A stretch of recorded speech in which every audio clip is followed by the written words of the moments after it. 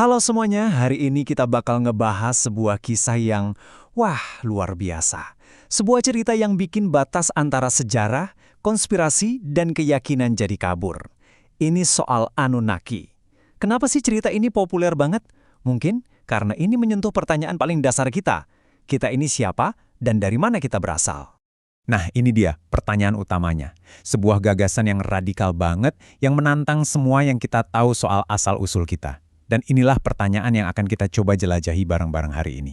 Ceritanya makin seru nih, karena ada mitos soal film yang judulnya One Anunnaki. Katanya, film ini sengaja disembunyikan, dilarang beredar, karena ngebongkar rahasia besar soal asal-usul manusia dari luar angkasa. Tapi beneran begitu nggak sih? Nanti kita cari tahu. Oke, kita mulai bedah teorinya ya. Teori Anunnaki yang kita kenal sekarang ini sebagian besar datang dari karya seorang penulis namanya Zecharia Sitchin. Dia ini mendasarkan semua argumennya dari hasil interpretasi dia terhadap loloh atau tablet tanah liat kuno dari peradaban Sumeria. Jadi, siapa atau apa sih Anunnaki itu?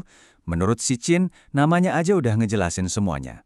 Anunnaki itu artinya mereka yang dari surga ke bumi datang.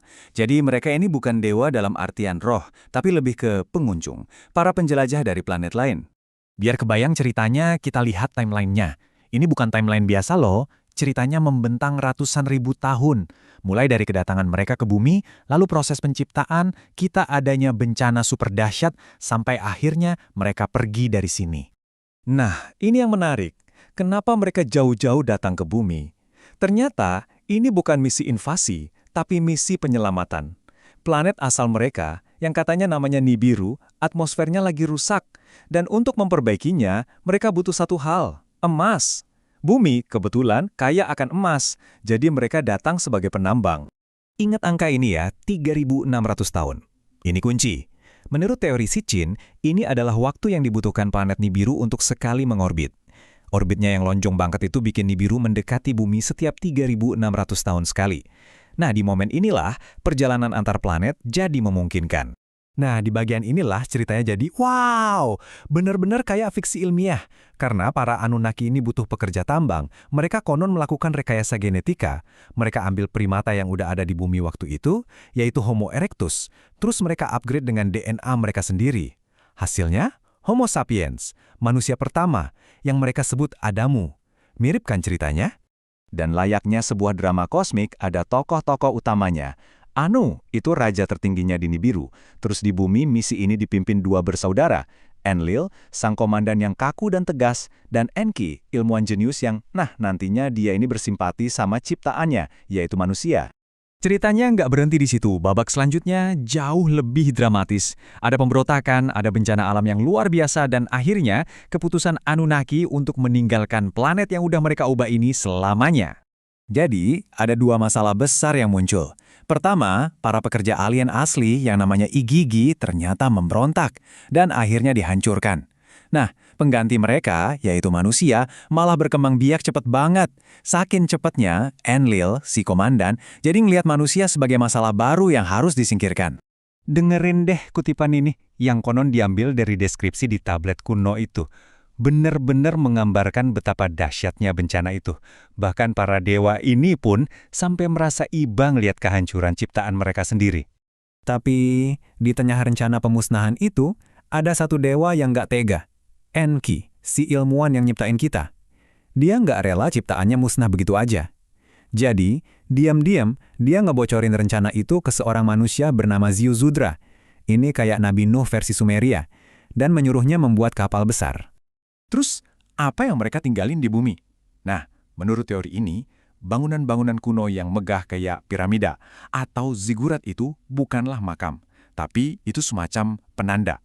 Mercusuar navigasi super canggih yang dibangun untuk memandu jalan mereka kalau suatu saat nanti mau kembali lagi ke bumi. Oke, ceritanya kan seru banget ya. Sekarang kita coba geser sedikit, kita lihat dari sudut pandang yang berbeda. Gimana sih cerita yang luar biasa ini kalau kita sandingkan dengan keyakinan yang ada, khususnya seperti yang dibahas di sumber materi kita. Ingat film yang katanya dilarang di awal tadi? Ternyata, kebenarannya jauh lebih biasa aja. Nggak ada konspirasi tingkat tinggi. Cuma masalah klasik, proyek film independen yang kehabisan dana di tengah jalan. Jadi ceritanya memang bikin penasaran, tapi bukan bukti adanya konspirasi. Nah, disinilah kita sampai pada inti perbedaannya. Di satu sisi, kita punya narasi kalau manusia itu diciptakan oleh banyak dewa alien untuk jadi ras pekerja. Di sisi lain, ada keyakinan kalau manusia adalah ciptaan yang istimewa dari satu pencipta tunggal. Dua narasi yang sangat-sangat berbeda. Menurut sumber kita, dalam perspektif Islam, ada beberapa pandangan. Pertama, Al-Quran itu nggak pernah nyebutin Anunnaki sama sekali. Jadi ada ulama yang nganggap teori ini ya nggak relevan aja sama iman. Ada juga yang terbuka dengan ide kehidupan luar angkasa, tapi itu ranahnya sains, bukan akidah. Tapi satu hal yang jadi garis tegas, percaya kalau pencipta kita adalah alien, itu jelas bertentangan dengan prinsip dasar tauhid, yaitu keyakinan pada satu pencipta.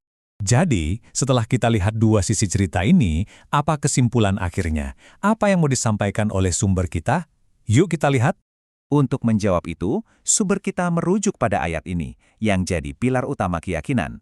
Surah Al-Ikhlas ini menegaskan konsep keesaan Tuhan atau Tauhid dengan sangat jelas, absolut, dan tidak bisa ditawar.